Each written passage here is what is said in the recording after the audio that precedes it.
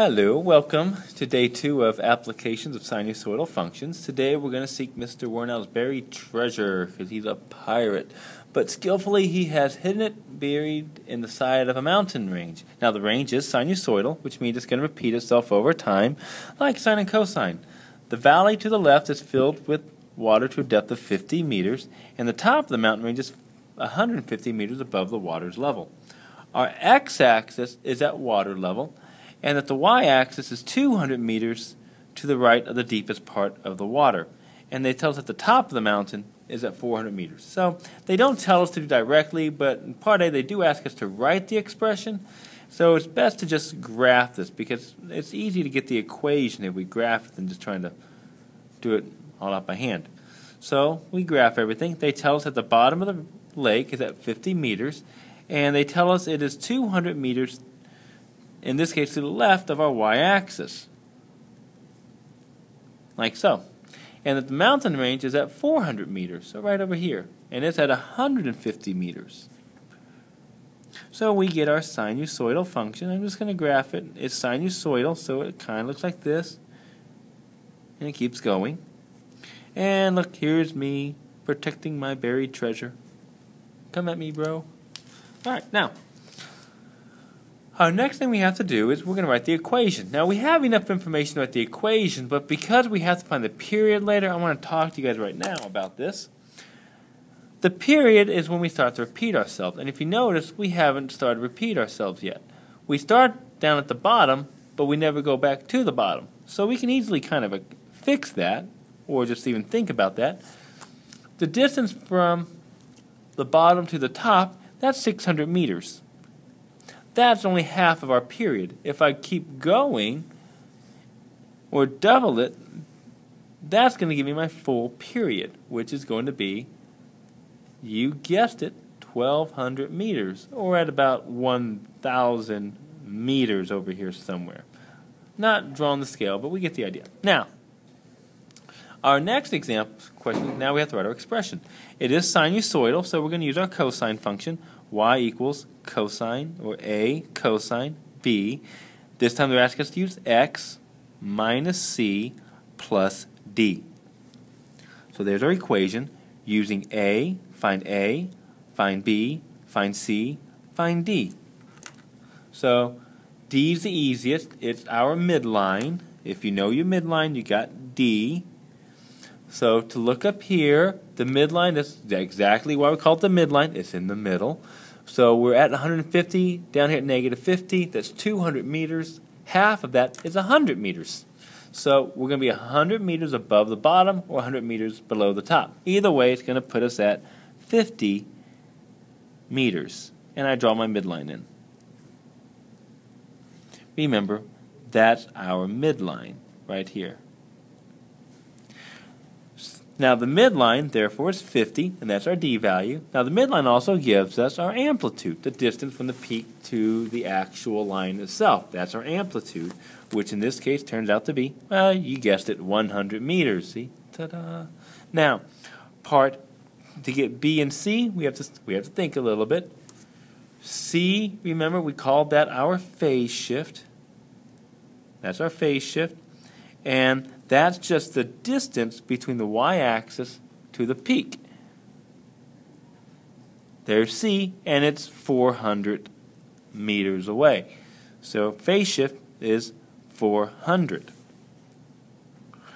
B, we get that from our period, which we just said earlier was 1,200 meters, because we got to go till we repeat ourselves, and we're not repeating ourselves up here yet.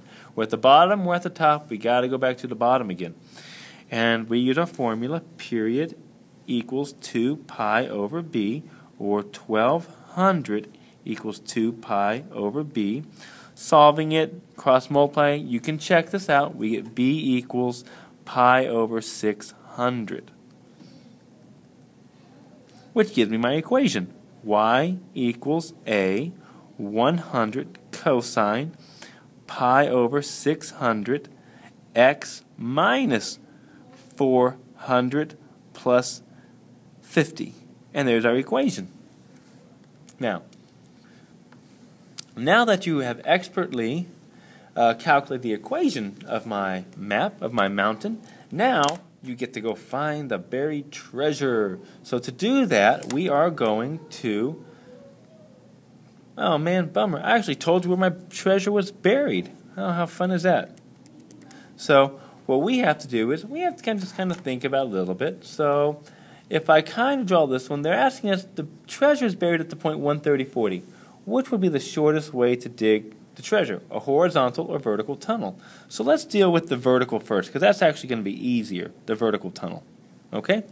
So if I redraw, kind of sketch it out a little bit here, we're down here at -50.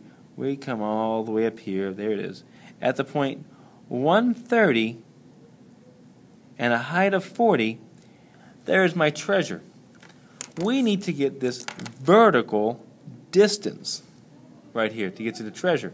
So I need the distance from here to here. I need to find that distance. Okay? So very easy to get. Okay? But I need to find out what is the value of the line up here, the function up here. So what we need to find first is the value, f or y of 130. And we get that by plugging in our calculator. So give me 1 second. Let's go and type this in. We get 100 cosine. Remember, you're going to need 2 parentheses, right? Pi divided by 600 times x minus 400 plus 50.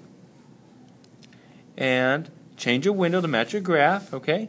This is going to become, so go to my window. I go from -200 to 400, and I might go from -50 to 150, and I graph it. There it is. It should look just like we graphed it. We're pretty darn good. Look at that. There it is. All right, nice job. So there's our graph, and for down here, we need to find y of 130. So second calc value 130, and it gives me 65 point, and y of 130 is 65.6 meters. Now remember, the treasure is located at a height of 400 meters, but the mountain at that exact same point is at 65.6 meters. We just have to find their difference. So we're going to take to get so we get the vertical distance by subtracting. Take the 65.6 meters minus the 40, and we get 25.6 meters. Now the horizontal, same way. So if I sketch it out, horizontal. There we go. Same idea. There it is. Okay. And at 130, 40. Now this time we want to find this distance. This is a little bit tougher to do because we're now looking for the horizontal distance. We need to find the coordinate at this point. Now, we know it's already at an x value of 130.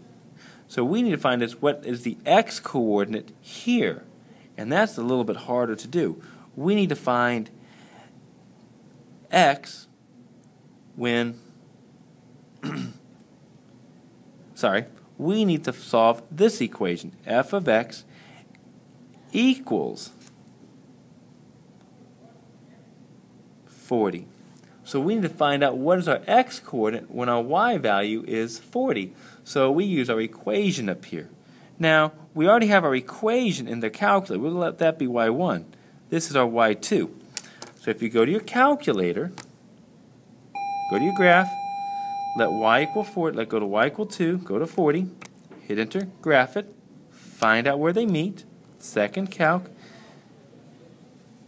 intersect, enter, enter, enter, and it tells us that they meet when x is 80.9 meters.